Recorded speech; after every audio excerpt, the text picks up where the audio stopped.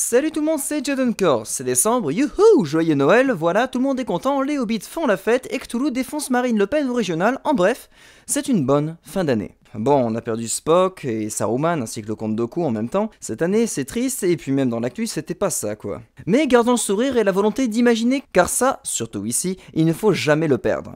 Souvenez-vous, le 16 décembre dernier, j'ai décidé de lancer un concours qui n'en est pas vraiment un car il n'y aura pas de réel classement, où je vous invitais à faire votre propre Imaginarium sur le thème du cyberpunk. Alors pourquoi avoir choisi le cyberpunk ? Eh bien, j'aurais peut-être dû vous en proposer un autre, car beaucoup ont été déçus du choix du thème, et pas mal de potentielles candidatures sont alors passées à la trappe. Cyberpunk car je venais de voir Ghost in the Shell, et ce film révolutionnaire m'avait bluffé, et je voulais voir si vous pouviez en faire autant. Je compte relancer cette expérience avec un sujet beaucoup plus libre et beaucoup plus populaire en tout cas.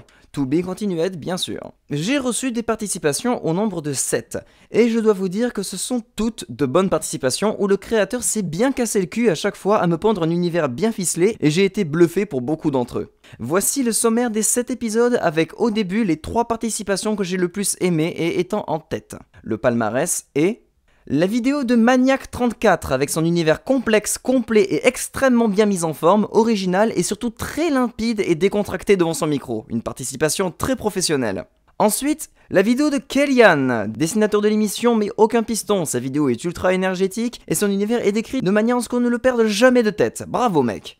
Enfin, pour ce palmarès, c'est la vidéo de Elric qui aura aussi su attirer mon attention, et pas qu'un peu, car c'est sûrement celui qui a le plus compris Imaginarium, et sa vidéo est selon moi la plus Jadencorienne de toutes. Tu m'as bluffé vraiment. Maintenant, la suite du concours avec... une mention spéciale et une très large égalité, et dure à partager avec Maniac, avec l'alliance de Big Boss PC, Fartil et beaucoup de Occam. Et leur épisode est on ne peut plus travailler et passionné, une qualité d'univers hyper satisfaisante. Geek Library, oui, lui-même, a pondu un épisode tout à fait sympathique, très documenté et un univers simple mais vraiment efficace de bout en bout, joli. Syllab et Matt Carter m'ont rendu leur fameux épisode de Light Steampunk, un joli épisode sympathique et digne d'une envie d'originalité qui porte bien ses fruits. Et enfin Quiet et son épisode très influencé mais néanmoins rythmé par sa courte durée, un bon moment passé autant pour moi qu'il le sera pour vous, j'en suis sûr. Sans plus attendre, voici la participation de Maniac. Bonjour et bienvenue dans cet Imaginarium dédié au cyberpunk. Le cyberpunk est un genre apparenté à celui de la science-fiction. Mais à l'instar de la grosse science-fiction que l'on peut connaître, le cyberpunk adopte un style plus sombre, plus mélancolique, plus terre-à-terre, plus crade, moins lisse de ce que peut faire ressurgir la science-fiction. Comme le nom l'indique, le cyberpunk aborde une approche futuriste, cyber, technologique et mécanique. Mais au lieu de se focaliser sur la conquête ou la découverte de l'espace à bord d'immenses vaisseaux spatiaux à l'assaut d'épiques guerres intergalactiques, le cyberpunk propose une vision de l'univers fictif bien moins héroïque et utopiste. Là où la science-fiction ira voyager aux confins de la galaxie à la découverte de nouvelles races extraterrestres, le tout enrobé dans une technologie surdéveloppée futuriste, le cyberpunk se concentrera, toujours encadré par une ambiance futuriste, à raconter les mésaventures dans un univers malfamé d'un personnage ou d'un groupe de personnages dans un cadre beaucoup plus restreint. Le mot punk symbolise cet aspect du cyberpunk un peu crade et nihiliste, encouragé par l'absence de futur viable et bienfaiteur que pourrait proposer la science-fiction. Toujours à l'inverse de la SF, le héros ou l'héroïne sera plus présenté comme un anti-héros, un personnage avec un lourd passif et pas forcément irréprochable qui n'hésitera pas à avoir recours au crime pour se forger un caractère propre et solide, s'attachant parfaitement à l'univers dans lequel il ou elle évolue. On placera également des personnages influents, riches et puissants dans le cyberpunk, ainsi que des substances illicites, des drogues qui alimenteront le côté négatif du genre. Le terme est apparu dans les années 80. On peut relever des écrivains notoires dans l'élaboration du genre et sa mise en lumière, comme Philip Kindred Dick, auteur des romans Blade Runner ou Total Recall qui seront par la suite adaptés en film, William Gibson ou encore Bruce Sterling. Parmi les œuvres, on retrouve plusieurs films que j'apprécie beaucoup comme Matrix, Minority Report ou comme précédemment cité, Blade Runner ou Total Recall. Les jeux vidéo sont bien sûr influencés par ce thème qu'est le cyberpunk, en citant des jeux comme Final Fantasy VII ou bien la série des Deus Ex, très propre au genre. Et également des mangas comme bien sûr Ghost in the Shell, Gunm ou Akira. Passons maintenant à notre univers. Pour cet Imaginarium, nous allons nous extraire du cadre de la Terre et allons nous diriger vers une colonie humaine se situant dans la constellation d'Ophiuchus. En effet, la Terre a été victime d'une bombe atmosphérique qui a sapé la majeure partie de l'air respirable de la planète suite à de nombreux conflits qui ont éclaté durant une période économique et technologique instable. La colonie humaine sur laquelle nous nous dirigeons a pour nom Vêtrem. Elle s'étend sur les 3/4 de la planète du même nom et est dirigée par 2 organismes ne partageant pas les mêmes intérêts. Nous y reviendrons plus tard. L'âge de la colonie est de 2077 années. L'Alliance fédérale humaine 4, ou l'AFH4, a étendu son influence dans plusieurs systèmes de la galaxie à travers différentes alliances et colonies plus ou moins développées en fonction du territoire colonisé. L'AFH4 est l'institution humaine qui a érigé les colonies humaines à travers la galaxie, la première étant Vêtrem. Cependant, depuis quelques années, l'activité d'émancipation de l'AFH4 s'est ralentie. Le nouveau souverain, précurseur de la 4e politique de l'AFH, d'où l'appellation AFH4, du nom de Yabentis Colorei, a jugé que la place de l'espèce humaine dans la galaxie est satisfaisante et ne mérite pas, ou plus, de consacrer autant d'efforts et de moyens à son expansion, mais plutôt à sa rénovation et à la restitution de certains principes qui ont été perdus, notamment dans les plus anciennes colonies, comme celle de Vêtrem. Car sur Vêtrem, 2 multi-entreprises, 2 gros organismes se partageant richesses et pouvoirs et dont les avis et positions divergent, rendent la vie de la population difficile et vidée de tout sens moral et solidaire. La population est fragmentée, divisée, brisée par plusieurs conflits internes et soucis liés à la condition sociale, économique, technologique et politique de la colonie. La politique de la colonie est gérée par une instance de l'AFH4 qui a pour objectif de diriger au mieux la vie sur Vêtrem. Cependant, cette instance politique est réputée pour être corrompue de toutes parts et son empreinte sur la population vétrémienne en est devenue néfaste. Les seuls organismes imposants sur Vêtrem sont les multi-entreprises dominantes que sont Mannhelm et Diviskai, ayant toutes 2 des activités dans de nombreux domaines et qui ont la main mise sur toute transaction s'effectuant sur la colonie. Ce sont ces 2 majors socio-économiques qui se disputent les différentes richesses de la planète et tentent, chacun leur tour, de gagner du terrain sur l'autre. S'il y a bien quelque chose qui est resté chez les humains, après que ceux-ci aient fui à des centaines d'années-lumière leur terre d'origine, c'est l'asservissement, l'aliénation et l'exploitation qui ont traversé l'espace et le temps et qui ont, au final, conservé la condition qu'ont certains humains sur d'autres. À croire que c'est ce que l'AFH ait voulu préserver dans sa quête de maintien de l'espèce humaine. L'ambiance économique, sociale et politique est donc très particulière sur Vêtrem. Le quotidien de la population est très morne, routinier et surtout décourageant, laissant un goût de la vie futuriste très amer dans le cœur des Vétrémiens et Vétrémiennes. Ajoutez à cela une expansion toujours aussi fulgurante d'année en année de la production et de la consommation de drogue circulant dans les différents quartiers de la colonie. La drogue dominante et faisant le plus de ravages est nommée la parasite ou la paparasite, du fait que son producteur, non avoué, qui aurait comme pseudo Papa Fonko. Ce producteur anonyme n'est pas connu des services de la milice de l'AFH4, qui tente tant bien que mal de maintenir une certaine ambiance viable pour les citoyens de la colonie. Cette substance dépendante, sous forme de gouttes à s'injecter dans les yeux, rend progressivement aveugle, jusqu'à ce que la pupille de l'œil disparaisse et ne laisse que le blanc vide des yeux. Papa Fonko est un pseudonyme, et l'identité du producteur de la paparasite reste inconnue. Il semblerait cependant que les multi-entreprises Mannhelm et Diviskai et leurs dirigeants aient des relations proches avec ce producteur de drogue et que la fabrication de celle-ci serait, selon les rumeurs, gérée en amont par l'une des 2 multi-entreprises.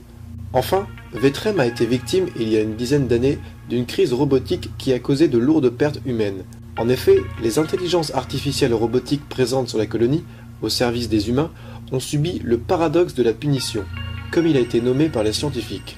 Les robots avaient été programmés pour aider les humains, et, dans l'optique de la préservation de l'espèce humaine par la FH, ils avaient aussi été programmés pour éviter une extinction de l'espèce humaine, notamment dans la prévention de certaines maladies présentes sur Vêtrem à l'arrivée des colonisateurs, ainsi que de punir tout acte causant de la souffrance physique ou morale aux humains. Cependant, l'IA des robots était très complexe, copiant le modèle ultra développé des intelligences artificielles qui furent développées sur Terre, et leur mise en service précipitée, dans le désir d'accroître la colonie le plus rapidement, les robots ont, au fil du temps, et suite à de nombreux et longs calculs mathématiques, déduit qu'ils seront eux-mêmes la cause de l'anéantissement et de l'extinction de l'espèce humaine dans un futur lointain.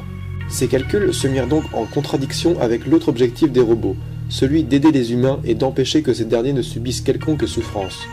Déduisant donc que les robots seraient ceux qui mettraient fin à l'espèce humaine et que les humains étaient ceux qui avaient construit et programmé les robots, et que, par indirecte extension, les humains allaient se causer de propres souffrances par le biais des robots, ces derniers décidèrent donc, par la logique de leur programmation et de leurs calculs, de s'attaquer à leurs créateurs les humains, de les punir de les avoir créés dans un paradoxe de calcul et de décision artificielle. Ce dysfonctionnement robotique, nommé le paradoxe de la punition, causa donc de nombreuses pertes humaines, jusqu'à ce que les unités artificielles accompagnant les humains soient toutes désactivées et démantelées pour être reprogrammées. Mannheim et Diviskyle prirent évidemment la charge de déconnecter toute IA défectueuse des robots qu'ils avaient eux-mêmes en partie aidés à programmer avec l'aide de l'AFH. Une nouvelle génération d'IA commençait à voir le jour. Les premiers tests et mises en service étaient bien évidemment proposés par les deux multi-entreprises, mais les habitants de la colonie gardaient un scepticisme vis-à-vis des nouvelles machines destinées à les servir. Mais le démantèlement des anciennes unités robotiques ne fut pas une totale perte. En effet, certaines parties mécaniques de l'ancienne génération de robots furent réutilisées pour des implants cybernétiques destinés aux humains, comme une sorte de service rendu par l'ancienne génération de robots envers les humains comme telle était leur fonction primaire. Ce marché de l'implant cybernétique, qui avait vu le jour après la crise du paradoxe de la punition, était en pleine expansion, et bien sûr, Mannheim et Diviskyle se disputaient férocement une fois de plus l'emprise qu'ils avaient sur le marché. Voilà pourquoi Yabentis Colorey, souverain de l'AFH4, désire nettoyer et remettre au goût du jour la colonie Vetrem, car celle-ci était gangrénée de tous bords et le souverain était déterminé à rénover et restituer les fondements qu'avait l'AFH à son arrivée sur la colonie. Pour ce faire, le souverain mit en place une stratégie visant à faire tomber les deux multi-entreprises qui, à son sens, étaient la source des maux de la colonie. Étant donné que le marché de l'implant cybernétique est celui qui domine sur le plan économique de la colonie Vetrem à l'époque, le souverain, disposant de nombreux pouvoirs pouvant influencer la tendance du marché, décida d'attribuer exactement 73,7% de part de marché de l'implant cybernétique à la multi-entreprise Mannheim et son PDG, Victor Mannheimer. Bien sûr, il établit ce décret dans le secret et Diviskyle ne fut pas au courant de la décision en amont. Cependant, pour que cette stratégie soit mise en place, le souverain passa par l'instance politique de l'AFH4 présente sur Vetrem, déjà corrompue par les deux multi-entreprises. Le décret passa donc de l'instance jusqu'à la direction de Mannheim, qui récupéra progressivement plusieurs parts de marché tant convoitées. Mais Diviskyle, voyant que son concurrent récoltait de nombreuses parts de marché suite à un décret venu de l'instance politique, donc légal, décida d'hausser la voix et de critiquer vivement les décisions de l'instance et du décret favorisant Mannheim. Les dirigeants de Diviskyle appelèrent donc la population au boycott de l'instance politique pour rétablir une concurrence équitable. C'est à ce moment-là que le souverain, toujours dans sa stratégie, intervint en personne mais en faveur de Diviskyle, sans que Mannheim ni même l'instance politique ne soient mis au courant. Le souverain alla voir la PDG de Diviskyle, Sorena Andrea II, et lui accorda la gestion d'une division de sa milice personnelle, une milice intergalactique au service de la souveraineté de l'AFH, et que, grâce à cette milice, Sorena pourrait menacer moralement ou physiquement tout adversaire sans représailles, étant donné que cette milice est immaculée de toute accusation dans les codes de l'AFH. Sorena n'avait pas l'intention d'entamer des violences vis-à-vis de Mannheim, au risque de perdre l'engouement dû à son appel au boycott de l'instance politique récente. Cependant, Sorena savait que si le souverain était venu en personne lui confier la gestion de sa propre milice, cela avait un rapport avec les récents événements et que quelque chose se tramait entre l'attribution des parts de marché par l'instance politique à Mannheim et la présence de la milice sur Vetrem. C'est ainsi que le souverain plaça sur l'échiquier ses pions, prêts à se faire justice eux-mêmes pendant que le souverain assisterait à la chute économique des deux multi-entreprises qui gangrènent la colonie depuis de longues années. D'un côté, il avait permis à Mannheim de devenir leader sur le plan économique afin d'affaiblir Diviskyle, et de l'autre, il donna une force à Diviskyle capable de menacer à la fois l'instance politique et Mannheim, qui officiellement et aux yeux des Vétrémiens et Vétrémiennes fonctionnaient ensemble. Ce que cependant le souverain garda de totalement secret, dont ni Mannheim, Diviskyle ou encore l'instance politique n'étaient au courant, c'était la présence d'un agent infiltré au sein de la milice accordée à Sorena, un agent militaire bolcho du nom de Kendrick Salome. Les bolchos étaient des descendants d'une faction militaire réputée comme étant sanglante et totalitaire. Cette faction armée avait été démantelée à l'arrivée du souverain Yabentis Colorey. Il avait lui-même lutté pour que cette faction militaire soit destituée de ses pouvoirs. Mais Yabentis était intelligent. Il avait gardé des relations avec des anciens agents de la faction militaire, dont Kendrick Salome, qu'il a fait infiltrer dans la milice accordée à Sorena.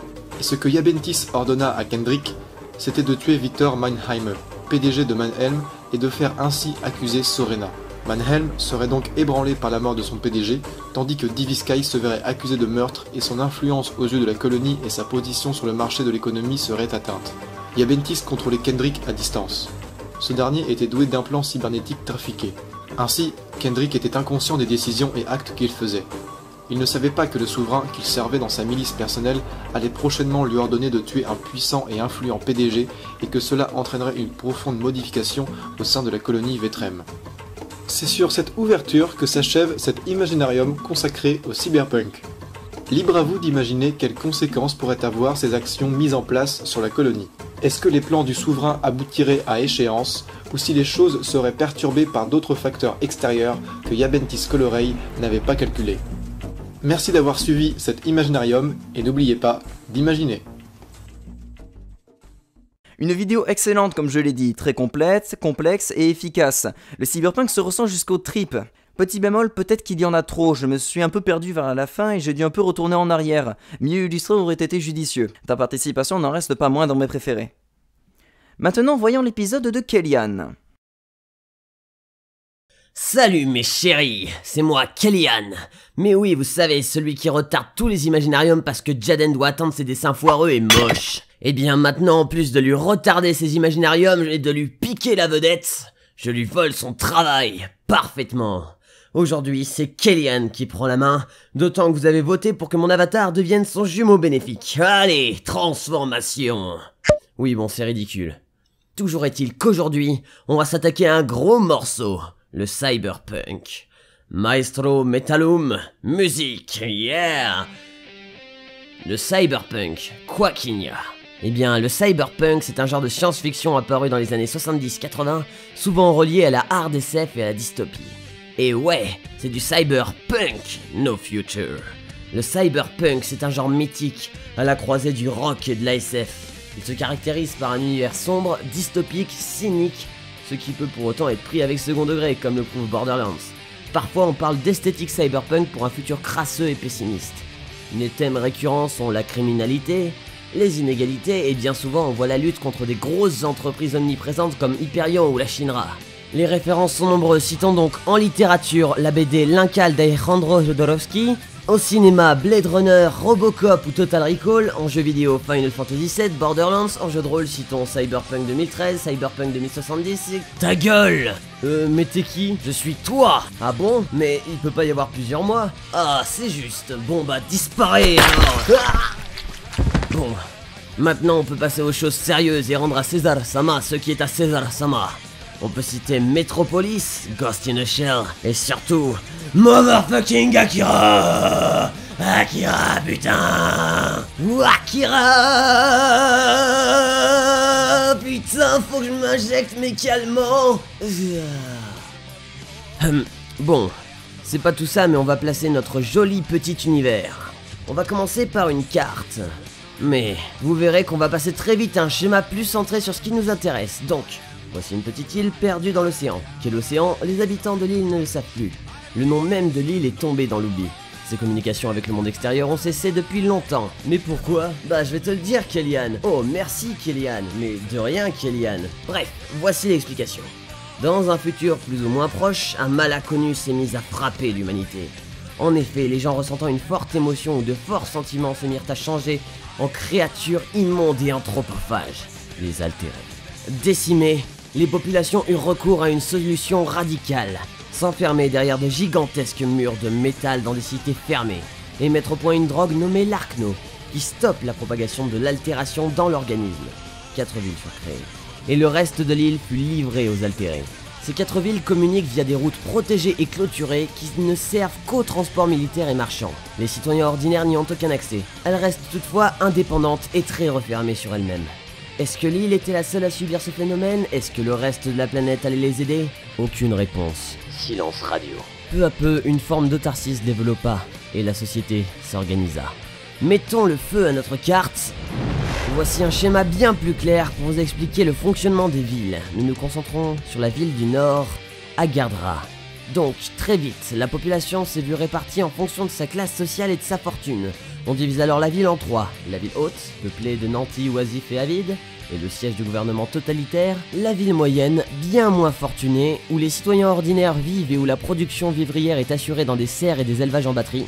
Et la ville basse, où survivent tant bien que mal les plus pauvres des habitants. Cette forte ségrégation et les inégalités ont très vite mené à un taux de criminalité élevé, c'est une constante du cyberpunk.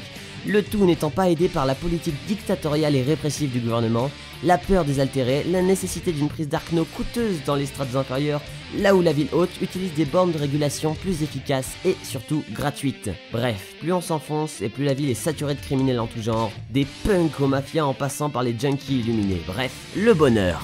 Le tout sur le fond de la propagande diffusée en permanence par les haut-parleurs placés à chaque coin de rue. Bientôt, les souterrains de la ville, c'est-à-dire les tunnels d'aération, les égouts et un peu tout ce qui est creux se sont vus investis par les bandes, les drogués, les privés d'Arkno en passe d'altération et par un marché noir aussi dangereux qu'un saut à l'élastique sans élastique. Bref, on a là un univers sale, pessimiste et salaud. Bref, un univers sacrément punk. Mais il est temps de placer une intrigue, selon la tradition des Imaginariums. Traditionnellement, le protagoniste de ce genre de récit est un anti-héros désabusé, un dur à cuire assez vieux, mais là, j'ai envie d'enculer les conventions parce que je suis un putain de punk, soyons raccords. On va prendre un adolescent au naturel curieux, tendant parfois vers l'optimisme. Trouvons-lui un nom original qu'on n'entend pas tous les jours afin de le rendre particulier. Appelons-le Kerian, c'est celte et ça claque. Donc, Kerian habite dans la ville basse et malgré son jeune âge, il travaille comme ramasseur. Laissons-le s'exprimer un coup. Bon allez, c'est parti pour la collecte. En gros, il ramasse des plaques de métal pour les revendre à des ferrailleurs, ce qui le pousse souvent à aller chercher dans les bas-fonds. Un lieu riche en ressources oubliées par un propriétaire trop décédé pour s'en servir.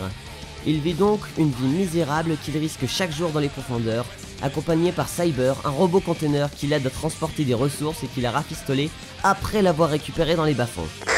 Conteneur mobile à impulsion magnétique à votre service, maître Kerian. Ainsi se poursuit son quotidien, tout en devant tout dépenser pour se payer son Arkno, ses seuls échappatoires étant le sommeil et ses entraînements d'arts martiaux avec Artus, un vieux maître de son quartier. Et c'est pour que j'aille encore buter des chiens errants, c'est pas la peine. Jusqu'au jour où il va croiser une jeune fille étrange, Lara, qui va l'embarquer dans quelque chose auquel il ne s'attendait pas. En effet, cette jeune fille a une particularité. Je viens d'au-delà des murs.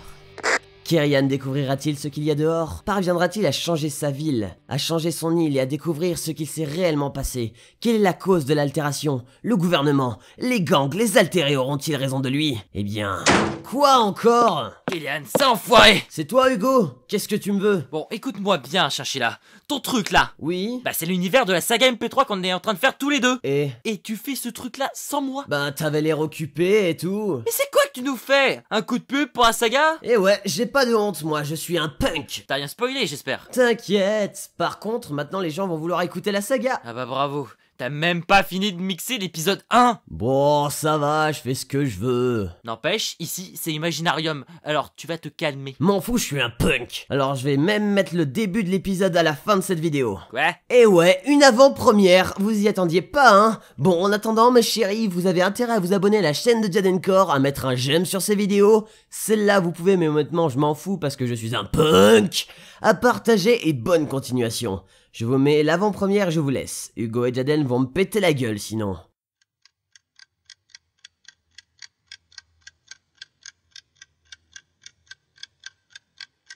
Bonjour à vous, citoyens. Vos dirigeants vous parlent. Il est 8h et nous vous souhaitons une bonne journée. Bon, c'est parti pour une nouvelle journée de boulot. Citoyens, engagez-vous dans l'armée et protégez les routes des attaques désaltérées. Et souvenez-vous, régulez vos sentiments. Quiconque est altéré sera effacé. Allez toi, c'est l'heure. Conteneur mobile à impulsion magnétique à votre service, maître Kerian. Bon allez, c'est parti pour la collecte. Citoyens, unissez-vous, couvrez-vous de gloire et combattez pour l'humanité. Protégez les convois routiers et reprenez les terres désertes aux altérés.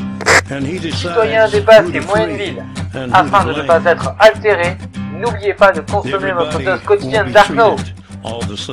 Citoyens de la ville haute, afin de ne pas être altérés, n'oubliez pas de vous rendre de manière hebdomadaire aux bornes de régulation. Citoyens, engagez-vous dans l'armée, protégez les routes des attaques et des altérés. Peuple d'Agartha, aux dirigeants vous parle.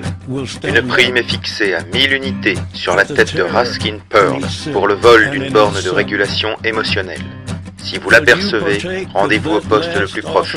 Longue vie à l'humanité. N'oubliez pas de consommer votre dose quotidienne d'Arkno pour les citoyens de basse et moyenne ville, ou de vous rendre de manière hebdomadaire aux bornes de régulation pour les citoyens de la ville haute, afin de ne pas être altérés. Souvenez-vous, régulez vos sentiments. Quiconque est altéré sera effacé. Rappel, il est possible d'obtenir un accès aux bornes de régulation en vous engageant dans la garde citoyenne. Pour rappel, il est possible d'obtenir un accès aux bornes de régulation en vous engageant dans la garde citoyenne. Et rappelez-vous, vos dirigeants veillent sur vous. Rappelez-vous, vos dirigeants veillent sur vous.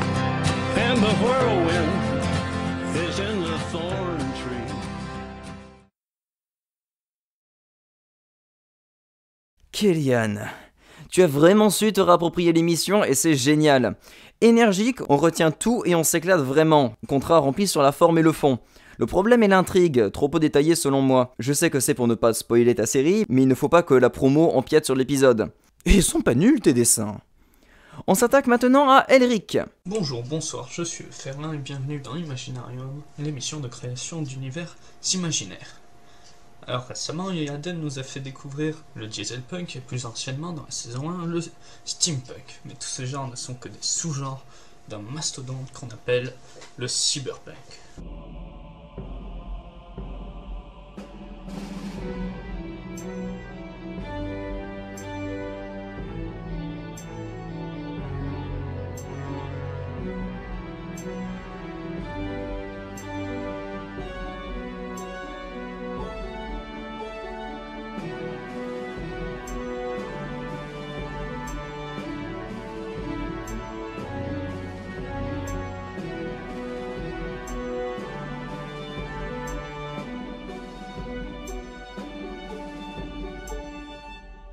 Le cyberpunk lui-même n'est qu'un sous-genre de la science-fiction dystopique, bien qu'il ne soit souvent connu du grand public qu'uniquement par le cinéma, qui a tendance à plus insister sur l'esthétique du genre que sur le message. Mais commençons par le début. Le cyberpunk est né entre le début des années 70 et les années 80. Il est en effet facile de s'en rendre compte en jetant un coup d'œil au contexte. La chute du Fordisme déclenche une grave crise économique, ce qui oblige les gouvernements à devenir plus autoritaires. Cette autorité provoque le début du mouvement punk en Angleterre. Parallèlement, la guerre froide continue. En Amérique du Sud, les dictatures prospèrent, tout comme l'industrie japonaise. De nombreux scandales éclatent, comme l'affaire du Watergate. Tous les gouvernements semblent corrompus. Arrivent alors dans les foyers les PC, jusque-là réservés aux scientifiques. Ouais, enfin bref, je résume. À l'époque, il y a des punks, des ordinateurs, des gouvernements pourris, du Japon et de la pauvreté. J'ai même pas besoin d'explication pour dire pourquoi ça a inspiré fortement le cyberpunk. Mais comment est née la dystopie à néon? En 82, Job Mnemonic de William Gibson est le premier roman du genre cyberpunk. Plus tard, une courte histoire de Bruce Bert en 83 avait pour titre Cyberpunk. Elle a donc donné son nom au tout nouveau genre. L'œuvre la plus marquante de cette esthétique est le film Blade Runner, inspiré d'un roman de Philip K. Dick. Cependant, il existe des œuvres dans toutes les grandes branches de la culture.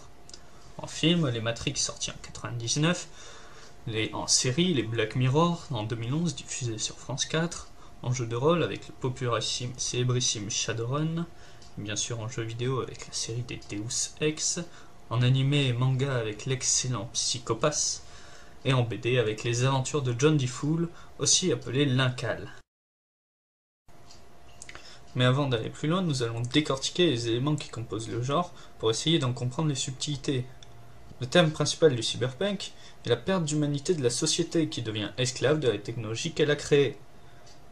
Cela entraîne une lutte sociale et ou un questionnement sur la place de l'humain dans une société gérée par la technologie. Ce sont les principaux éléments qui permettent de qualifier le cyberpunk de dystopie. Le look du cyberpunk, donc l'esthétique, avec les néons très inspirés du Japon des années 70, mais aussi le côté étrange des machines que l'on peut voir dans l'univers, ont un petit rôle dans le succès. Comme le nom l'indique, il y a énormément de punks, des anti-héros solitaires et badass, qui se révoltent contre un univers injuste. Les hackers, plein de hackers, sont considérés comme des nouveaux punks, et beaucoup plus puissants que leurs ancêtres. Et évidemment, un univers pourri jusqu'à Lost, hyper connecté, mais réaliste. Passons maintenant à la carte et la création de l'univers, donc la partie 2, sans doute la plus marrante. Le cyberpunk, comme la plupart des dystopies, préfère se dérouler sur Terre, donc fait le même choix, dans un futur proche, afin d'alarmer la population et de l'en avertir des risques de la technologie. Donc la Terre, ah non, Terra, en 2257 après Jésus-Christ, donc à peu près 2 siècles après notre ère. Terra est surexploitée et surpeuplée. J'ai dit surexploitée et surpeuplée. C'est mieux. Obligeant l'homme à aller dans l'espace. Mais pas loin, une station spatiale géante a été construite, baptisée Camelot, à une centaine de kilomètres au-dessus du sol. Évidemment, seuls les plus riches ou les plus nobles y habitent. Notez le nom de la station, Camelot, qui fait un rappel des légendes arthuriennes, donc du Moyen-Âge et de la féodalité. C'est un thème récurrent dans la science-fiction que de faire des rappels des légendes et ou du passé. Je vous fais le même choix. Terra est divisée en 3 niveaux. Camelot, qu'on a déjà vu, la surface, qui n'a pas vraiment de nom, et qu'on peut appeler Cyber City, et l'Underground, donc sous la surface. Entre Camelot et la surface, il y a l'Avalon, une gigantesque tour vers l'espace, dotée d'ascenseurs, qui permet de faire le lien entre les deux univers.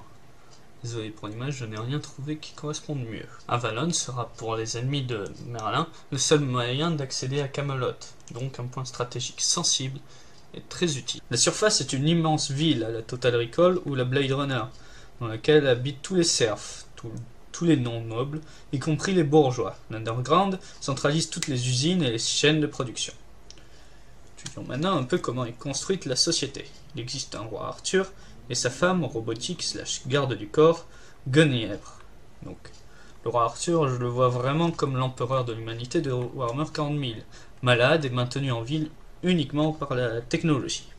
C'est un informaticien de génie qui a créé le système Merlin, gardien de la société. Ce Merlin est une intelligence artificielle gérée par le supercalculateur Excalibur. C'est ce système qui gère toute la société grâce aux puces Viviane implantées dans chaque individu à la naissance. Merlin gère la justice avec un indice de criminalité. La puce analyse les pensées de l'individu et si l'individu est impliqué dans une affaire criminelle, le suspect avec le plus haut taux est déclaré coupable. Si l'indice de criminalité est au-dessus d'un certain taux, il est déclaré coupable, même sans crime. Cela permet de prévenir des crimes, mais aussi d'éliminer les opposants du système. Les forces armées qui font respecter la parole de Merlin sont les chevaliers de la table ronde. Évidemment, la question peut se poser de savoir qui contrôle qui, sachant que Arthur est maintenu en vie que par le bon vouloir de Merlin. Pour occuper le peuple, dont la grande majorité est composée de chômeurs, il existe le système Brocéliande, une sorte de matrice où les gens peuvent se rencontrer et faire ce qu'ils veulent, mais virtuellement. C'est très utile pour pouvoir les contrôler, mais aussi les défouler sans avoir de contrepartie vraiment réelle. Cela donne aussi énormément de pouvoir aux hackers. Afin de taper dans l'originalité, j'ai choisi de parler de la nourriture du monde. En effet, d'où vient la nourriture dans un monde qui n'a plus aucun espace cultivable? Il n'y a pas vraiment de champs, une partie de la nourriture est donc apportée par des champignons cultivés dans l'underground, mais tout le reste est constitué du produit, un mystérieux aliment créé à partir du recyclage des cadavres humains. Mais ce n'est peut-être pas assez horrible, on va en rajouter un peu. La publicité est omniprésente, donc évidemment il y a des néons dans tous les sens. La compagnie qui réussit le mieux est sans doute Clopex, elle vend des cigarettes censées faire baisser l'indice de criminalité. Cependant, l'unique but est en réalité de parfumer les cadavres. Voilà. Maintenant que nous avons un peu parlé du système, nous allons pouvoir parler de l'ennemi, les rebelles, qu'on appelle les Saxes. En référence, beaucoup de choses. Avant ça, je vais éclaircir quelques points à propos de l'Underground. C'est le lieu de production par excellence. Il y a dans toutes les usines et zones de production, l'air est à la limite du respirable, comme dans la Chine actuelle. Les usines sont entretenues par des mines qui creusent la terre comme du gruyère. Dans ces mines et manufactures bossent les palos, les habitants si pauvres que même la surface leur est interdite. Ils font tous les travaux que les robots ne peuvent pas faire. Cette partie de la population est souvent oubliée par les dirigeants car leur espérance de vie est autour des 50 ans contre 140 pour un habitant de Camelot. Parfois donc il y a des famines et épidémies qui touchent les palos car ils sont jugés sacrifiables au contraire du reste de la population. De plus, Très souvent, les puces Vivian ne leur sont pas implantées par manque de stock. Et voilà les punks. Ceux qui n'ont pas la puce Vivian deviennent la plupart du temps des criminels. Dans cette région se situe aussi la seule prison, et c'est là que les chevaliers noirs, les anciens criminels réhabilités en forces armées ultra-violentes, travaillent. Revenons aux rebelles. Ils sont dirigés par un certain Mordred, l'un des créateurs de Vivian. Il est, comme Arthur, assisté médicalement par des machines, mais encore capable de se battre. La rébellion qu'il dirige se cache dans les mines et est constituée de gens divers, car ils ont découvert le moyen d'arracher la puce. Le système présente les Saxes comme l'ennemi, l'Antéchrist et une grande partie de la propagande pro-Merlin joue dessus. Mais Mordred ne serait-il pas juste une marionnette de Merlin? En effet, comme Arthur, il dépend étroitement de cette technologie. Dans une société où les androïdes et les intelligences artificielles existent, il est suspect d'avoir une rébellion dirigée par un cyborg. En plus des Saxes et des chevaliers de la table ronde, il y a une troisième force dont on est sûr qu'elle n'est pas avec Arthur. Morgane, la reine de la mafia, qui vit à la surface. Elle aussi est une ancienne informaticienne, mais on sait très peu de choses d'elle. Une seule chose est sûre, c'est qu'elle recrute tout le monde et qu'elle est très très puissante. Voilà, il s'agissait de la fin de mon Imaginarium, et n'oubliez pas une chose, que l'on soit Saxe, pro-Merlin, bien rebelle, il est toujours possible d'éviter ce futur, en changeant dès maintenant. Voilà, je remercie Yadenkor pour avoir organisé ce concours, et voilà, comme toutes les autres fois, n'oubliez pas d'imaginer.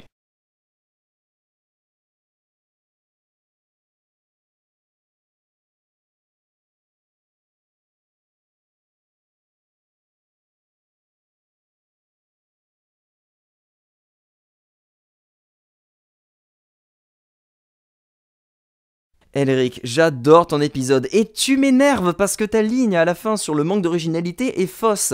Là est le but d'Imaginarium, créer un univers qui sert d'exemple normal d'utiliser les carcans du cyberpunk. Et tu le fais avec brio en y ajoutant cette touche arthurienne que je trouve tout bonnement passionnante. Certes, la qualité de ton micro n'est pas au rendez-vous, mais comme quoi tu prouves que de gros moyens ne sont pas nécessaires pour imaginer et bien imaginer. Quittons le trio de tête avec la vidéo de Big Boss PC et Fartil ainsi que Occam.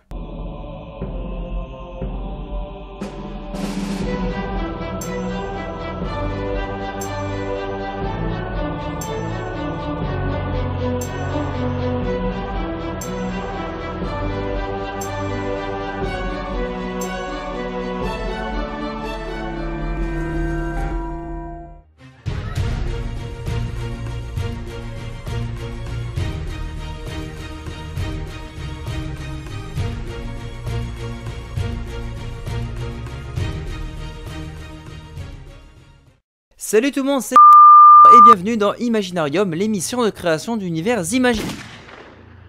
Bon Jaden, laisse faire les pros. Ici Fartil. Et Big Boss PC pour un épisode tout à fait incroyable sur le cyberpunk. Mais avant de rentrer dans le vif du sujet, on va commencer par se présenter. Je suis Big Boss PC et mon ami ici présent est Fartil. Et nous sommes des étudiants passionnés par les univers imaginaires et donc Imaginarium. Ce qui nous a poussé à réaliser la vidéo que vous êtes en train de regarder. Cela étant dit, mais qu'est-ce donc que le cyberpunk? Est-ce que ça vous dirait un petit peu de français? Allez vas-y Jean-Philippe, c'est à toi. Bonjour chers élèves, c'est Jean-Philippe. Je vais à présent véhiculer dans vos esprits prépubères le sens du mot cyberpunk.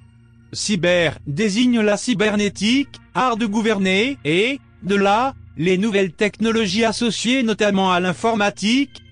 Punk renvoie au mouvement de contre-culture né dans les années 70. À la prochaine bande d'illettrés. Merci Jean-Philippe pour cette explication claire et précise. Mais maintenant, plus sérieusement, qu'est-ce que le cyberpunk? Le cyberpunk est en fait un genre de la SF qui s'apparente énormément à la dystopie et à la hard SF que Jaden nous a présenté dans d'anciens épisodes d'Imaginarium.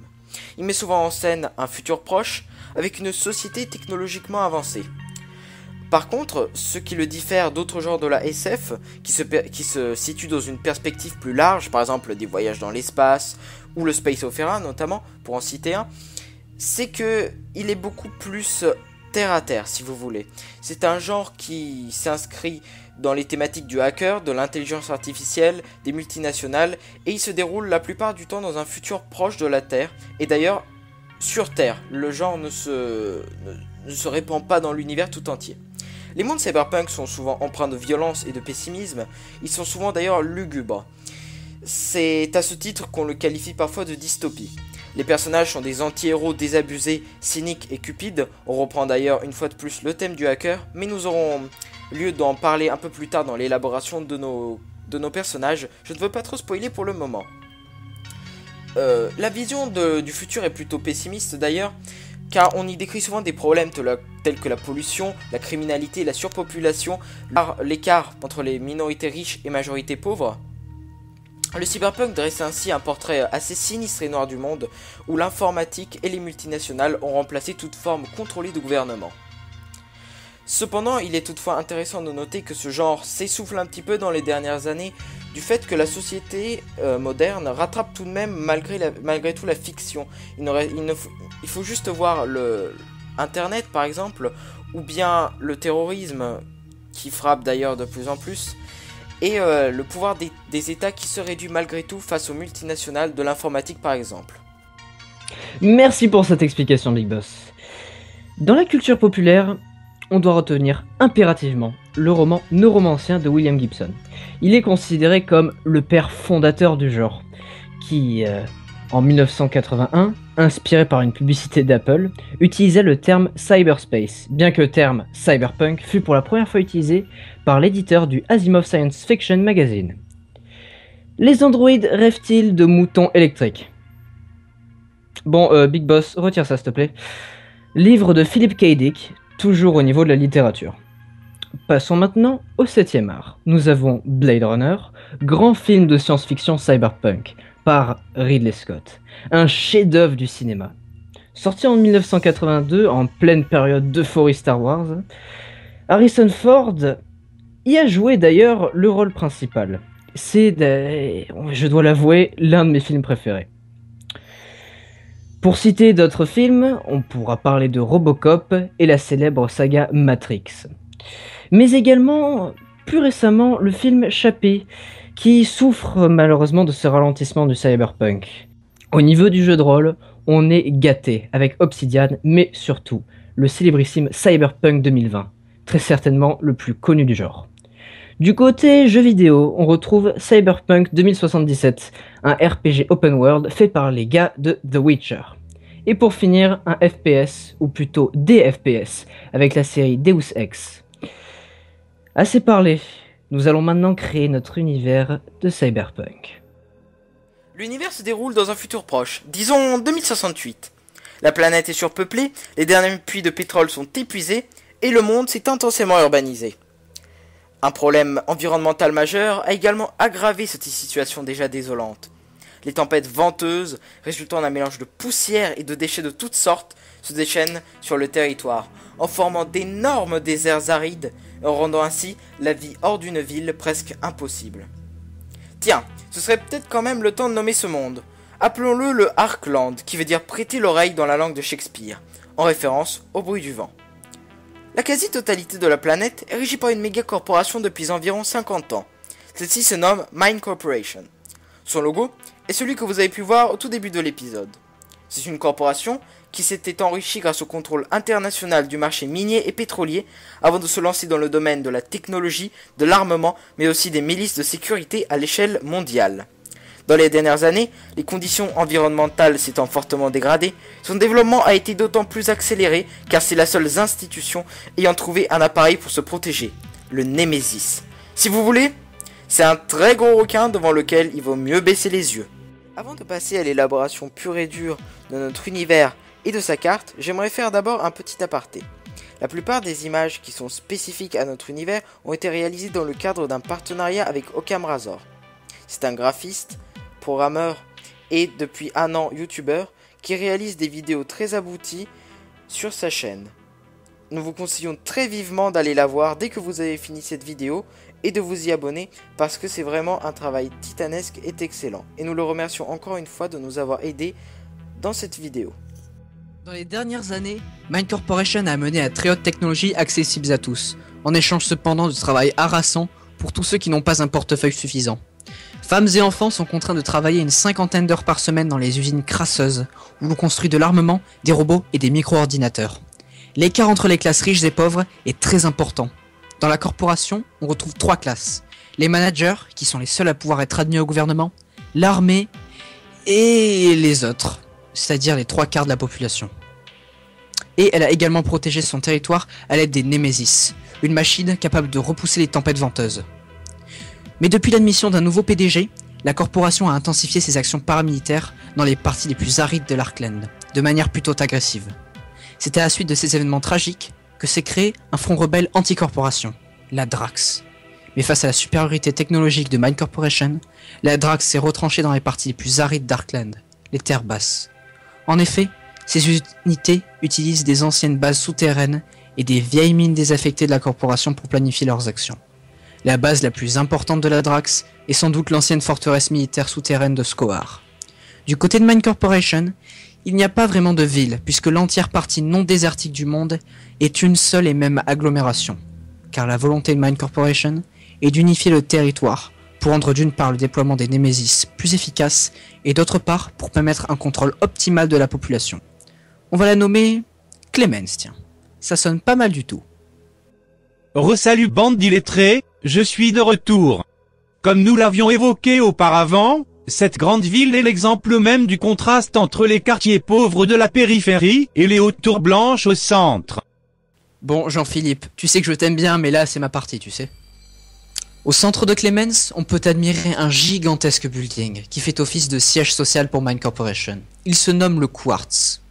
En plus de contenir le siège social de la corporation, il contient également sa plus grande arme, l'Interlink. Fleuron technologique de la corporation, il est l'évolution directe de ce que l'on appelle, nous, Internet. C'est en effet un système interconnecté, complètement contrôlé par la corporation, qui gère tout ce qui existe, y compris les échanges commerciaux, les déplacements des habitants, et bien sûr l'ensemble de l'arsenal militaire.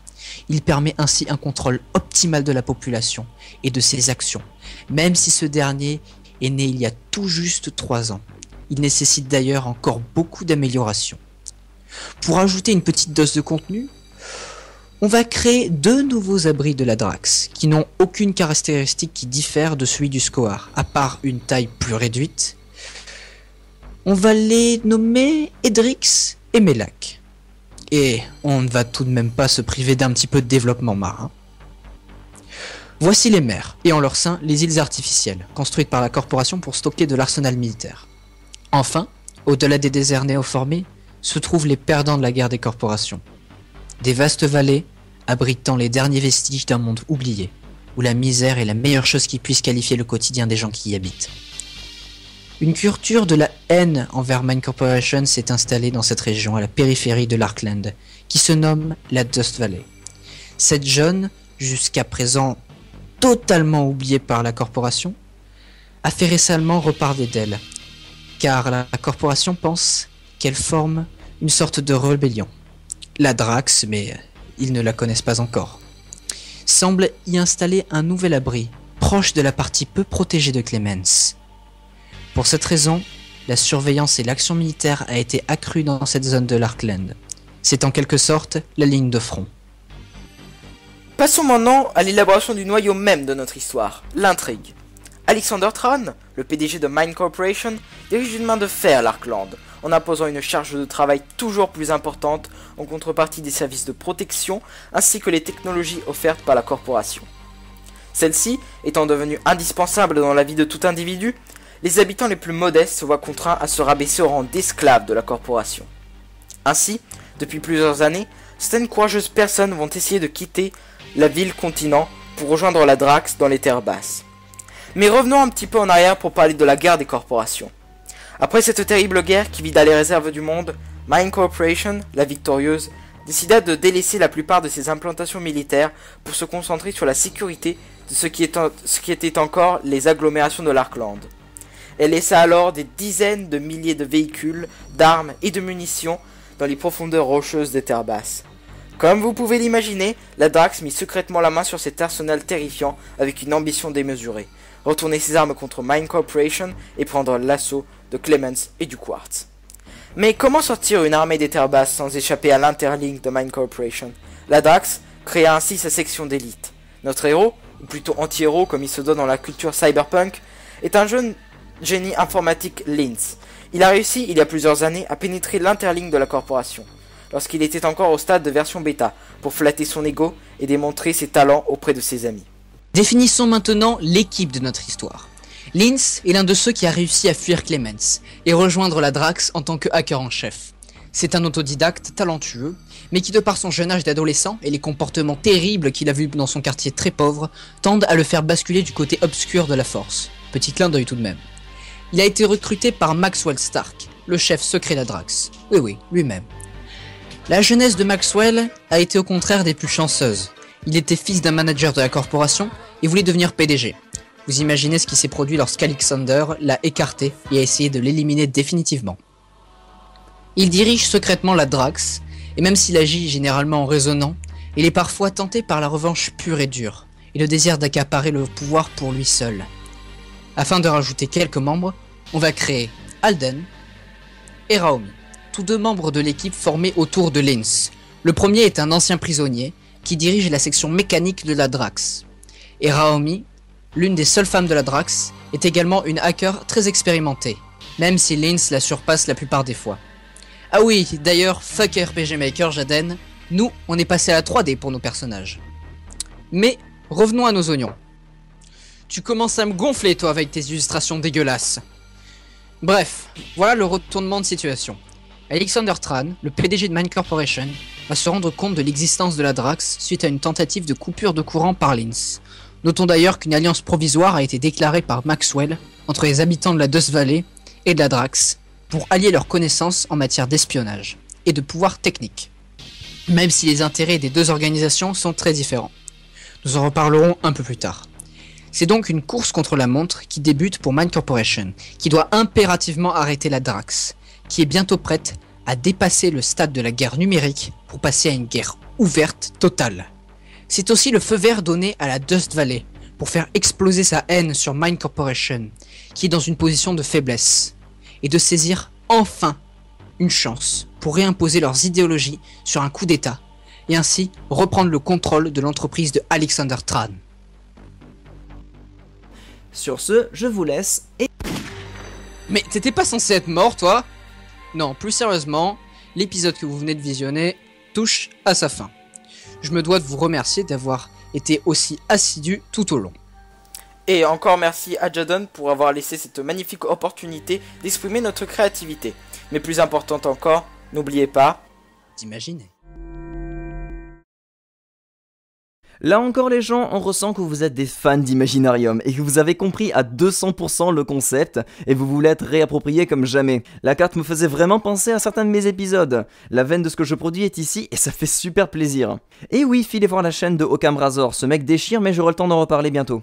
Passons à Geek Librairie. Et bonjour à tous amis lecteurs, et aussi les gamers, les amateurs de films et de séries, enfin bref, tous ceux qui sont adeptes de l'imaginaire. Et donc, comme vous l'avez vu dans les titres de la vidéo, aujourd'hui on va s'attaquer à un style un peu particulier, le cyberpunk. Commençons un peu par le commencement. Le cyberpunk devrait sa naissance officielle avec William Gibson et son roman Neuromancer. Pour résumer un petit peu rapidement, Neuromancer est une dystopie où le capitalisme sauvage a pris le pas sur les États, où on se retrouve avec des connexions à une matrice ou du moins à un cyberespace, et aussi des pirates informatiques en tout genre. Ah oui, j'oubliais aussi, il y a des implants cybernétiques qui augmentent les capacités humaines. Tout ça pour dire, Neuromancer a été largement influencé par d'autres écrivains tout aussi bons de l'époque. Je veux bien sûr parler de Philippe K. Dick d'un côté, et d'Isaac Asimov. À partir de ce moment-là, le terme de cyberpunk apparut un peu plus tard dans les critiques littéraires. Et à partir de là, on pourra nommer donc le jeu de rôle Cyberpunk,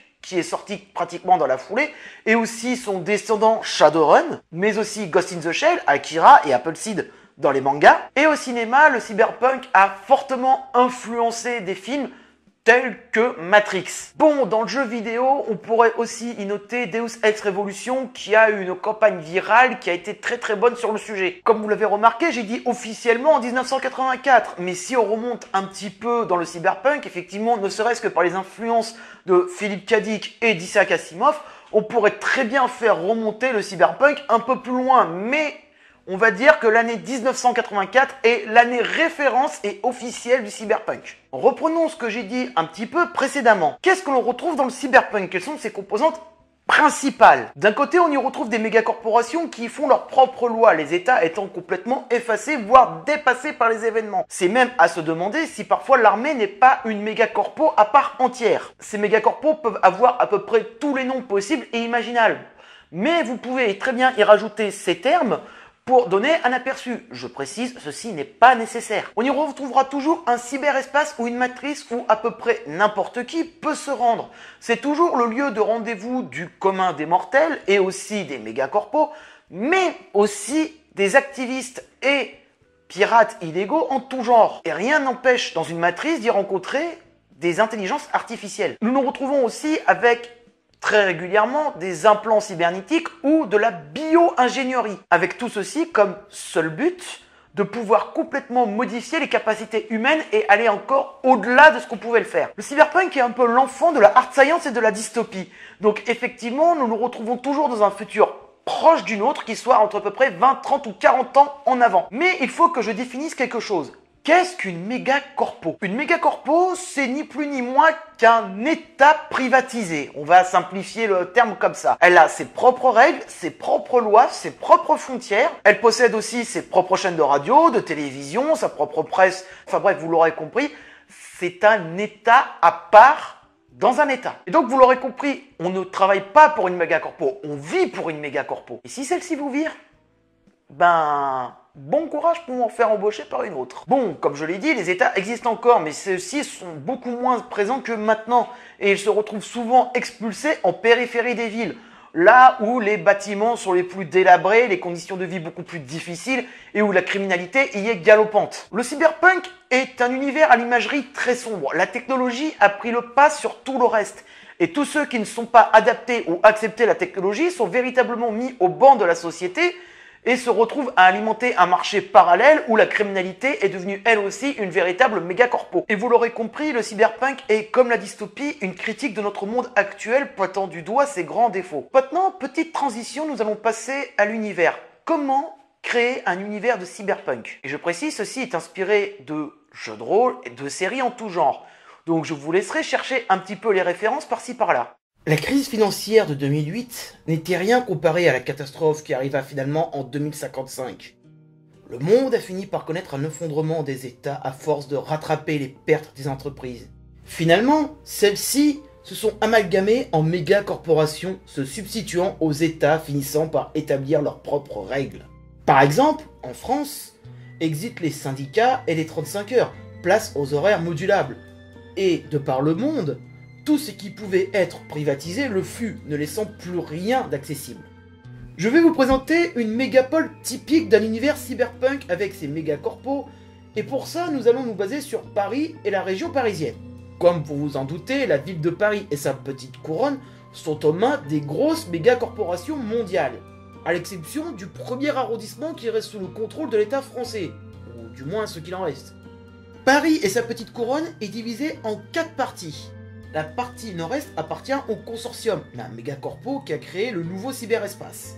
Le consortium est la plus influente des mégacorpos existantes. Elle est originaire de Suède et a à sa tête Boris Torborg, celui qu'on a surnommé Odin avec son œil cybernétique. C'est un lieu extrêmement renfermé et de très haute sécurité. On ne retrouve pratiquement personne et peu d'informations fuitent de ce qui trouve à l'intérieur de cette section. On suggère à demi-mot que c'est ici que se trouve le centre du nouveau cyberespace européen. Les rares personnes pouvant parler de cet endroit parlent de cette zone comme étant d'une austérité complète, que les petits boulots sont gérés par les drones et les commandes technologiques des implants. Le peu d'offres d'emploi tiendrait à prouver cette hypothèse. Tout comme d'ailleurs ces forces spéciales dont on ne sait s'il s'agit d'androïdes pilotés à distance ou de véritables intelligences artificielles. La partie sud-est a été dévolue à Project Mankind, la mégacorpo européenne de biologie et de chimie. Ce sont les meilleurs en termes d'implants cybernétiques et biologiques. Cette mégacorpo appartient à un certain Walter Bishop. Que ce soit les membres ou les organes à remplacer, ou des ajouts comme la possibilité de se connecter au cyberespace par la pensée, Project Mankind a toujours été à la pointe des recherches de ce genre, laissant la plupart de ses concurrents avec au moins 10 ans de retard. Dans la partie sud-ouest, c'est basé Endemol qui a réussi à être le leader mondial de tous les médias et de ses supports. Elle appartient à Fernando Pilar, qui possède aussi une émission où il se met en scène dans sa vie de président du groupe Endemol, et qui parfois fait passer ses annonces en direct de son live. Dans cette zone de Paris et la région parisienne se trouvent tous les plateaux de tournage de jeux et de télé-réalité, ou ne serait-ce que tous les divertissements qui puissent exister. De plus, le Star System a été repoussé dans ses ultimes limites, et proposant un panel d'émissions si vaste que l'on raconte qu'il faudrait une éternité pour en venir à bout. Dans la partie nord-ouest se trouve Ares Macro Technology, le leader mondial des armes. Elle est dirigée par le triumvirat Arthur Vogel, Damien Knight et Nadja Daviar. C'est la méga corporation la plus mal vue de par le monde, mais aussi l'une des plus puissantes, si ce n'est la plus puissante avec le consortium. Elle a entre autres assimilé la NSA, la CIA, la DGSE, le MI6. La zone appartenant à Ares est aussi surveillée que celle du consortium et y est tout aussi difficile d'accès. On ne compte plus les morts et autres disparitions sans explication de la part des méga corporations. Évidemment, maintenant que le tour d'horizon est présenté, ajoutons-y maintenant encore une petite couche. Les mégacorpos se font une véritable guerre de l'ombre entre les tentatives de holding et les incursions de mercenaires qui sont souvent sous contrat d'une corporation, voire même de la mafia avec ses runners. Et Odin, est-il vraiment un être humain? Les rumeurs courent que ce serait une IA qui a fini par prendre le contrôle de la mégacorporation. Et qu'est-ce que vraiment le projet Mankind? Des rumeurs courent sur des expérimentations sur des êtres vivants contre leur gré, ce qui entre autres expliquerait leur avance de dizaines d'années sur ses concurrents principaux. Endemol est régulièrement accusé de fournir des émissions très particulières, voire mortelles, pour des shows privés. Et d'où viennent tous ces runners, donc ces mercenaires? Bien que la plupart soient sous contrat d'une holding appartenant à une mégacorpo, la plupart viennent du monde de la mafia ou du moins de l'illégalité la plus complète. Effectivement, beaucoup pourraient se retrouver en courant l'extérieur, là où l'État français essaye de bâtir le monde qu'il peut. Quant à Ares, toutes les corporations savent que c'est une filiale des USA avec la force de frappe qui va avec. Donc effectivement, elle est soupçonnée à chaque coup fourré de sa part, mais quel est son but? Mais ce n'est pas tout. La matrice universelle sous la coupe du consortium, la mégacorpo qui doit à sa création, découvre, via le biais d'une attaque, que celle-ci est encore plus vaste qu'il n'y paraît, et qu'un deep web illégal y a pris racine malgré les tentatives des runners du consortium. Il est impossible d'en déloger tout le monde sans faire écrouler la matrice, ce qui, à l'heure actuelle, est inenvisageable. Ceci n'est qu'un aperçu, et il est évidemment possible d'ajouter moult corporations. Par exemple, dans Shadowrun, il y a 10 méga-corporations mondiales qui siègent, et une bonne centaine de corporations avec, on va dire, des ramifications plus ou moins multinationales. Maintenant, je vais terminer par ceci. Nous sommes finalement pas si loin d'un monde cyberpunk à l'heure actuelle.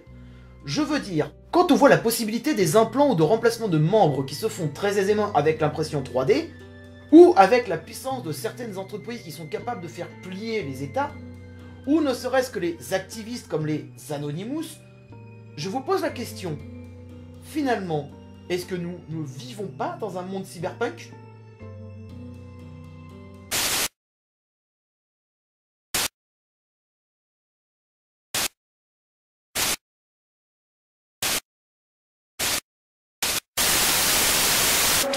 Qu'est-ce que ça m'a fait plaisir que Geek Librairie participe. N'hésitez pas à aller voir ce qu'il fait également. Une vidéo très renseignée, je crois que tu as aimé le thème du sujet imposé toi. Le facecam est bien intégré, l'univers est cohérent, un bon épisode de fait, ça ne te fait pas de l'ombre. J'ai passé un très bon moment. Voyons l'épisode de Syllab et Matt Carter. Bonjour et bienvenue dans cette édition spéciale Plagiat d'Imaginarium, l'émission de création de mondes imaginaires. Le cyberpunk donc. Commençons par une petite rétrospective, chose plus ou moins inutile étant donné que tout le monde l'aura fait, mais passons. Le cyberpunk est donc un sous-genre de la science-fiction prenant le plus souvent place dans un futur proche, mais avec une technologie bien plus avancée que la nôtre, notamment dans les domaines de l'informatique et des médias. Ce genre très populaire compte déjà de nombreux chefs-d'œuvre à son actif. Dans le milieu du cinéma, on peut citer Blade Runner de Ridley Scott, et bien sûr Matrix des Wachowski, qui est devenu le pilier de ce genre. En ce qui concerne les mangas et les animés, les orientaux se sont montrés extrêmement prolifiques sur le sujet. Et je ne citerai qu'un nom, qui a simplement forgé l'esthétique du genre, Ghost in the Shell. Cette œuvre a tellement marqué le cyberpunk qu'aujourd'hui certains abrutis affirment que toutes les fictions se rapprochant un peu de ce genre sont des plagiats de l'œuvre de Mamoru Oshii. Et je m'arrêterai ici pour les exemples. quand bien même le jeu vidéo et la bande dessinée occidentale ne sont pas en reste en ce qui concerne le cyberpunk. Petite précision, cependant, le cyberpunk est très lié à la dystopie, et la plupart des univers ne sont donc pas si différents d'une autre. C'est pourquoi je vais simplement me passer de carte. Commençons donc à créer notre univers. Nous avons le choix entre deux esthétiques. Car oui, le cyberpunk, comme tout type d'univers, peut se séparer en deux, light ou dark. Et c'est là que ce genre est particulier. Il n'existe pas vraiment de dark, pour la simple raison que les œuvres qui ont fait le genre ont directement plus dans cette esthétique où prédomine le noir et le bleu, peut-être plus le vert dans le cas de Matrix. Et, aussi étonnant que cela puisse paraître, nous allons tourner vers le light cyberpunk. Adieu donc, dieu de bleuté, nuit éternelle et écran omniprésent. Nous voici dans un univers où prédomine le vert et le blanc. Un univers où l'écologie n'est plus un problème, où règne l'égalité entre tous les hommes. Vous l'aurez compris, là encore, je vais prendre le contre-pied du classique. Notre univers sera une utopie, qui prendra place, disons, en 2100, sur Terre. Donc, aussi visiblement en train de massacrer le genre, mais je tiens à préciser que je reste dans le thème. Nous sommes dans un futur proche, où l'informatique et les médias ont tant évolué qu'ils ont permis à la population d'arrêter de travailler, et de s'adonner pleinement à l'art et au divertissement. Comme je l'ai précisé, nous sommes sur Terre, 100 ans dans le futur.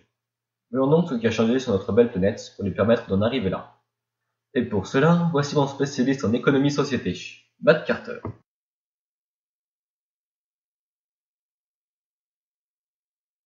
Merci. Nous débuterons notre voyage dans le temps en 2025, après la désastreuse présidence de Morsaï, qui aura vu mourir le bon goût. Pour une raison X ou Y, les relations entre la Corée du Nord et les États-Unis se sont envenimées, déjà qu'elles se portaient pas fantastiquement bien. Suite à une crise de colère du dirigeant nord-coréen, des missiles atomiques sont lancés dans de multiples directions, et en particulier sur les États-Unis. Les systèmes de défense des différents pays réussissent à atténuer l'ampleur du désastre, et la Corée du Nord est rayée de la carte par une alliance généralisée.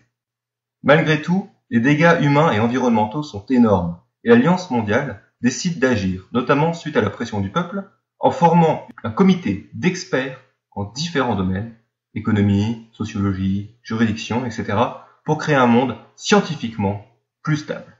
Décision est également prise d'accentuer drastiquement le budget alloué à la recherche, notamment sur les réacteurs à fusion nucléaire qui finissent d'ailleurs par voir le jour. Le premier d'entre eux est construit par l'armée nord-américaine qui lui donne le nom complètement nul de Department of Defense Project Number 018, plus tard heureusement raccourci en Reactor Defense. Pendant ce temps, la nouvelle Europe fédérale s'allie avec l'Inde qui a fini par dépasser la Chine économiquement, politiquement, celle-ci étant en porte-à-faux du fait de ses liens avec l'ancienne Corée du Nord. Il se trouve en effet que le manque de femmes indiennes a conduit les Indiens les plus riches à se marier avec des ressortissants du vieux continent qui se sont opposés aux inégalités de la société traditionnelle indienne. Les personnalités importantes, suivant les avis de leurs dames, ces traditions ont été abrogées, des rapprochements avec l'Europe ont été faits. La nouvelle fédération eurasienne finit donc par écraser tous les autres États d'Eurasie économiquement. Durant ce temps, les États-Unis n'ont pas chômé non plus, puisque face à la montée de cette superpuissance, ils ont intégré le Canada ainsi que l'Amérique du Sud. La technologie du réacteur à fusion est finalement offerte à la nouvelle Union eurasienne fédérale en guise d'alliance. Celle-ci nomme son réacteur Liberty. Finalement, le bilan du comité international est rendu et la proposition de création d'un État mondial fédéral est approuvée par référendum à 65,3%. Car la précision, c'est bien. Et donc voilà à peu près l'organigramme de cet État. Vous avez bien vu? Le nouvel État crée par la suite un nouveau réacteur sur le continent africain afin de lui permettre de se développer plus facilement. Ce dernier est nommé Reactor Harmony. Le nouvel État permet une grande stabilité et promeut la recherche, notamment dans le milieu informatique. Ainsi, en 2082, la première intelligence artificielle supérieure à un humain est créée, mais, par sécurité, celle-ci ainsi que toutes les suivantes ne peuvent en aucun cas acquérir une conscience. Cette intelligence finit par remplacer les conseillers du gouvernement. Celui-ci se contente même, finalement, d'appliquer à la lettre les directives de l'IA. Bien, démarrons notre scénario, car mine de rien, une utopie n'est pas passionnante à analyser. Tout va donc bien dans le meilleur des mondes, nous avons une intelligence artificielle non consciente que nous nommerons le guide, ou mieux, Le GUIDE pour Global Unity and Intelligence Device for Earth. Le système d'information pour l'unité de la Terre. C'est bien cliché. Parfait. Guide qui conseille donc la fédération du SAS. Pourquoi SAS? Shield and Sword. Pourquoi Shield and Sword? Mad?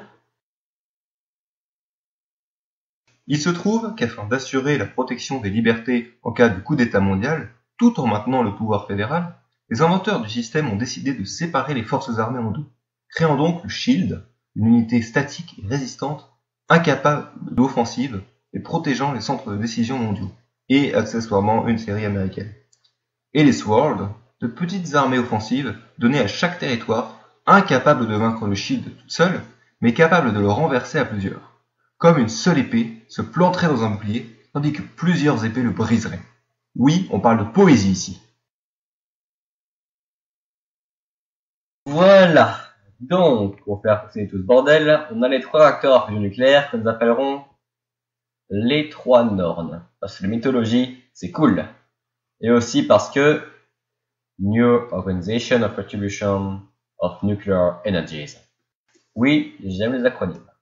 Mais un jour, le réacteur eurasien s'arrête. Après un moment de recherche, il est prouvé que cela est dû à un piratage provoqué par un individu sur le tout-puissant Internet mondial. La Fédération n'a jamais prévu un phénomène de ce genre et l'état d'urgence est déclaré dans la crainte d'autres attaques. Le guide est interrogé. Il lance immédiatement un programme de durcissement maximal de la sécurité des autres réacteurs et se met à la recherche du coupable avec un espionnage de toutes les activités sur Internet et une collecte de données sur certains ordinateurs.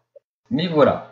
Certains s'offusquent et se dressent contre ce système qui, selon eux, profite de ce qui n'est au final qu'un accident dû à l'inattention de la part de l'État pour réduire la liberté sur le net et surveiller sa population. Une scission se forme alors, encouragée par la réseau de discussions en ligne, où chacun y va de sa petite théorie du complot. Les fédéralistes s'opposent donc aux alter-humanistes. Ces derniers prônent un retour à un État constitué uniquement d'humains, tandis que les premiers acceptent que la vie privée et les libertés sur le net soient légèrement amoindries, le temps que le guide retrouve les responsables. Dans les premiers mois, le conflit est plus intellectuel que physique. Mais un jour, tout change. Quand un alter-humaniste quelconque assassine un artiste célèbre, s'est exprimé sur son désir de voir un jour l'humanité tout entière acceptant parfaitement la fédération. Au cours de l'un de ses discours, l'homme succombe à une invention sur le déclin, quelque chose qui n'avait pas servi depuis bien longtemps. Une arme à feu. Rapidement, une nouvelle scission s'opère. Certains alter-humanistes se radicalisent pour former les anagostes du dogme, revendiquant l'accident, clamant l'existence d'un complot mondial et n'hésitant pas à faire bien plus que du piratage pour faire entendre leurs idées. Certains fédéralistes suivent le même schéma et s'arment à leur tour pour former une milice clandestine déstructurée mais non moins dangereuse. Ainsi, l'utopie s'effrite et la planète chute dans la guerre civile. Juste à cause d'un simple troll. Ou pas. Voici donc notre univers. À vous de voir qui a raison et quels combats sont justes. Cet univers facilement utilisé pour planter le décor d'un jeu vidéo, mais tout type de support peut accueillir, à la possible exception du jeu de rôle, ce que je vois difficilement comment rendre ça intéressant. Enfin, dernière précision. Il est fort probable que cet univers finisse par exister d'une manière ou d'une autre, suite à l'enclenchement dans moins de 60 ans d'un phénomène connu sous le nom de singularité. Pour faire court, cela consiste à une croissance exponentielle du niveau technologique, les machines étant capables de s'améliorer elles-mêmes. Cela mènera à la domination de la première nation concernée sur les autres. Comme vous l'avez vu, ce problème a été esquivé dans la simulation de Matt Carter. Quant à l'esthétisme de ce monde, quasiment tous les projets bâtiments se voulant design nouveau, propre ou écologique fonctionnent sur ce principe. Du vert, du blanc et des bâtiments faits de courbes et de larges baies vitrées. Voici donc la fin de cet épisode hors série / participation au projet de ce tiers Jason Core. Je lui adresse tous mes remerciements pour son travail dont la qualité s'améliore de jour en jour, et pour le professionnalisme avec lequel il travaille ses vidéos. Mille merci, braves gens. Le light steampunk, voilà un axe d'imaginarium très intéressant à creuser et dont je n'aurais absolument pas eu l'idée. Petit problème, c'est que l'ambiance du cyberpunk n'est pas forcément bien restituée, mis à part à la fin où on finit vraiment par le sentir. Un bon moment passé et un épisode tout à fait honorable tout de même. Et enfin la vidéo de Quite. Bonjour à toutes et à tous, c'est Kate et on se retrouve pour un épisode d'Imaginarium sur le cyberpunk. Donc je participe au concours de la chaîne YouTube Les Chroniques de Jadencore, dont le but est de justement créer un épisode d'Imaginarium, cette fois-ci sur le thème du cyberpunk. Je vous invite à aller voir sa chaîne et surtout cette émission d'Imaginarium. C'est vraiment très intéressant et puis c'est assez rigolo, je trouve, dans sa forme et dans les clichés que ça aborde un peu aussi sur les différents univers. Alors moi, donc là on se trouve sur l'Imaginarium du cyberpunk. Donc déjà, le cyberpunk, qu'est-ce que c'est? J'ai envie de dire, quoi de mieux pour illustrer le genre cyberpunk qu'une œuvre éponyme, comme le jeu de rôle sur table Cyberpunk 2020. Celui-ci aura d'ailleurs bientôt le droit à son adaptation vidéoludique, on se le rappelle, avec Cyberpunk 2077, réalisé par l'équipe du fameux The Witcher 3 Wild Hunt. Ensuite, le cyberpunk, c'est un peu présent dans n'importe quel médium, j'ai envie de dire, même dans la musique. Il suffit de voir les jaquettes de l'album d'Iron Maiden et vous avez tout compris, je vous les mettrai sur la vidéo. En ce qui concerne les mangas, nous pouvons citer le bien connu Ghost in the Shell. Je pense que tout le monde connaît Ghost in the Shell dans le monde, quoi. Mais aussi, il y a Akira aussi, bien évidemment, et Gun. Donc c'est un peu moins connu, mais j'adore, et vous verrez que mon univers créé sur le cyberpunk est, je le dis, complètement plagié. Mais c'est complètement, quoi. Pour le jeu de rôle papier, il y a évidemment Shadowrun et Deus Ex pour les jeux vidéo. Ça, pareil, c'est la base. Et en littérature, on retrouve du Kadik avec les androïdes reptiles de moutons électriques et au cinéma, son adaptation par Ridley Scott, Blade Runner. Le cyberpunk est le lieu où les hackers, les cyborgs et les droïdes, ils se mêlent un peu au punk à chien afin de ne former qu'un quelque part. Quelques thèmes chers à ce courant sont donc l'intelligence artificielle, la réalité virtuelle, le piratage, le transhumanisme, l'écologie et le combat pour la liberté. Les personnages sont donc souvent ou désabusés ou anarches, car l'ennemi suprême de ce type d'univers est la plupart du temps un conglomérat maléfique de multinationales véreuses.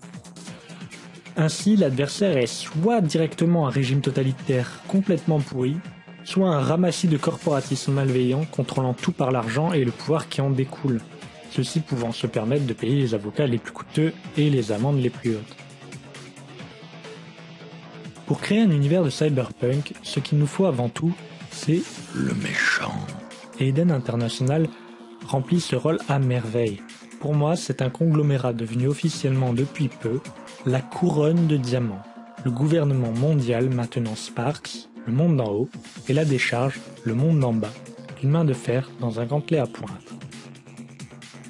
Les lieux, que sont Sparks et la décharge, sont les deux facettes de la planète. Sparks est la face mondaine et riche de la Terre. C'est un îlot géant flottant au-dessus de la décharge. Le nombre d'habitants de Sparks ne représente malheureusement qu'une infime partie de la population mondiale, vous l'aurez deviné. La décharge est, comme son nom l'indique, la poubelle de Sparks. C'est une terre de misère où le crime organisé règne. Ses originaires récupèrent dans les déchets ménagers de Sparks la technologie nécessaire à des améliorations cybernétiques afin de survivre tant bien que mal. L'événement perturbateur est, quant à lui, un peu différent de celui de Gun, le manga que j'ai plagié honteusement. Ici, ce seront des attentats comme des sabotages ou des assassinats qui seront revendiqués par le réseau 10 et qui sèmeront la discorde au sein de Sparks.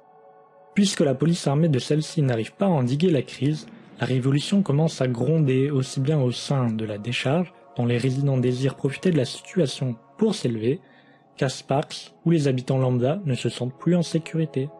Voilà, mon épisode d'Imaginarium est terminé. Portez-vous bien et à la fois prochaine. Salut! Une présentation du genre très intéressante, je trouve, mais c'est dommage que la création du monde ne soit pas plus assumée. Ou en tout cas, tu aurais pu cacher le plus possible tes inspirations dans ton univers ou dans ton écriture. Tu en aurais vraiment gagné. Allez, la prochaine c'est la bonne. Merci à tous ceux qui auront regardé les 7 participations et la totalité de cette vidéo. J'espère qu'elle vous aura fait découvrir des vidéastes talentueux et que vous êtes incollables sur le sujet maintenant. Il y a un sondage Stropole dans la description, comme d'habitude, et sans surprise, il vous demande quelle participation vous avez préférée, vous. Bon, moi j'ai un Imaginarium sur le feu, je vous invite à partager cette compilation de vidéos, à commenter en laissant une critique si vous avez quelque chose à dire à un des créateurs, et je vous laisse, et n'oubliez pas d'imaginer.